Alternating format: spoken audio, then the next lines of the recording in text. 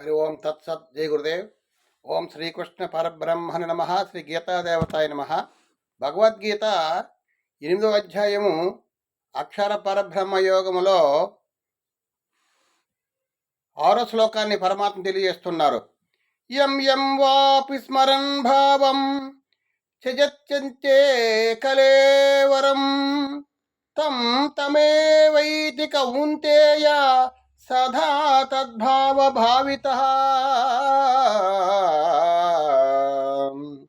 కౌంతేయ, మనుష్యుడు అవసాన దశయందు ఏ భావములను స్మరించుచు దేహత్యాగము చేయనో అతడు మరుజన్మలో ఆయా స్వరూపములనే పొందెను.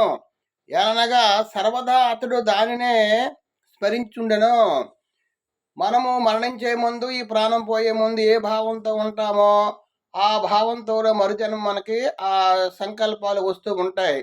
మనకి ఏంటంటే ఒక దైవభావంతో మనం స్మరిస్తూ మరణిస్తే ఆ దుర్జన్మలో కూడా ఒక మంచి శరీరంతో, ఒక మంచి కులములో, ఆ ఆచార్య సంపన్నులైనటువంటి కులంలో మనం ఒక యోగునింట్లో మనం పుడతాం.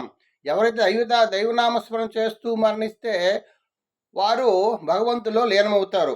ఏం చెప్తుందంటే, మనుష్యుడు అవసాన దశయందు ఏ భావమును స్మరించుచు దేహత్యాగము చేయనో అతడు మరుజన్మలో ఆయా స్వరూపములనే పొందును. మనకి 3 గుణాలు ఉంటాయి: సత్వగుణము, రజోగుణము, తమోగుణము. సత్వగుణముతో మంచి కర్మ చేస్తూ నామస్మరణ చేస్తూ ఎవరైతే మరణిస్తారో వారు ఒక మానవ జన్మై ఒక మంచి జన్మ పుడతారు. ఆ విధంగా రజోగుణంతో ఉన్నవారు, రజోగుణంలో ఉన్నటువంటి భావంతో ఎవరైతే మరణిస్తారో వాళ్ళు నీచ జన్మ ఎత్తుతారు.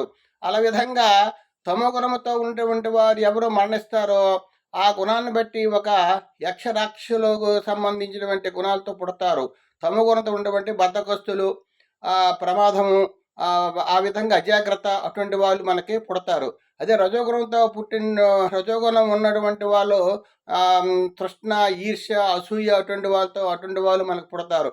ఆ విధంగా సాత్విక గుణములతో ఉన్నటువంటి వారు పుట్టిన వాళ్ళకి సాత్వికమైనటువంటి ఒక మంచి గుణము, ఆధ్యాత్మిక మార్గము, పెద్దల యందు గౌరవము ఆ విధంగా ఉంటుంది.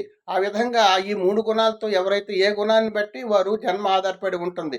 మనం మంచి కర్మ చేసి మరణిస్తే మంచి వాళ్ళుగా పుడతాము, చెడు కర్మ చేసి మరణిస్తే చెడ్డవాళ్ళుగా పుడతాము. ఆ విధంగా స్వామి ఆ విధంగా చెప్తున్నారు. ఆయా స్వరూపమునే పొందును, మరుజన్మలో ఆ స్వరూపమునే పొందును. కాబట్టి మనం నిరంతరం కూడా ఇప్పుడు ఈ క్షణంలో ఈ శరీరం ఉన్నప్పుడు, ఈ ప్రాణం ఉన్నప్పుడే భగవన్నామస్మరణ చేస్తూ భగవంతుల్లో లీనమై ఇవ్వడానికి మనం ప్రయత్నం చేయాలి.